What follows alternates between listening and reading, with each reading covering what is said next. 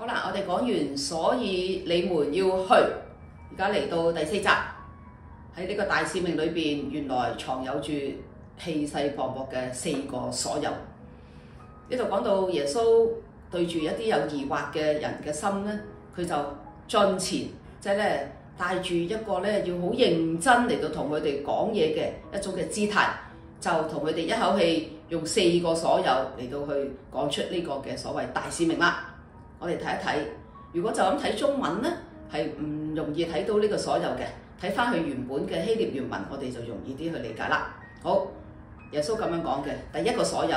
佢就話咧：天上地下所有嘅權柄都賜咗俾我啦。第1集已經講過。第2個所有咧，就係叫佢哋去使萬民作佢嘅門徒。民就係 ethnos， 可以解民啦、國啦、邦啦、族啦咁樣。呢個萬咧就即係所有咁解啦，就係即係同一個嘅字。希臘文嘅 PAS 咁樣，英文嘅 ALLO， 所以咧係所有嘅權柄，你去叫所有嘅民國邦族都要做我嘅門徒。跟住第3個所有就係凡我所吩咐你們的嘅意思，就係將我所有嘅吩咐都要教導佢哋遵守。咁樣嘅時候，我就天天與你哋同在，我就係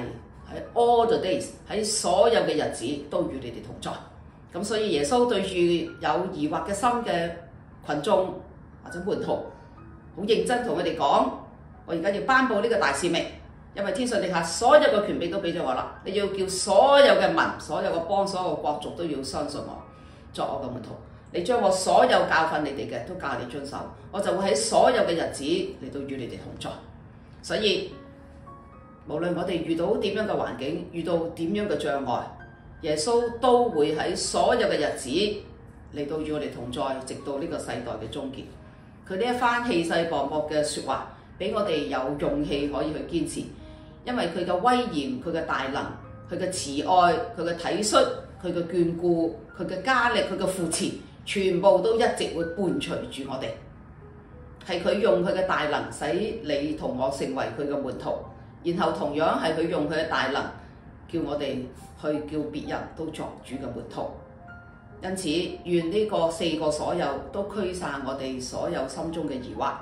亦都願呢4個所有堅固我哋嘅信心，俾我哋一齊有勇氣去參與呢個大使命嘅完成。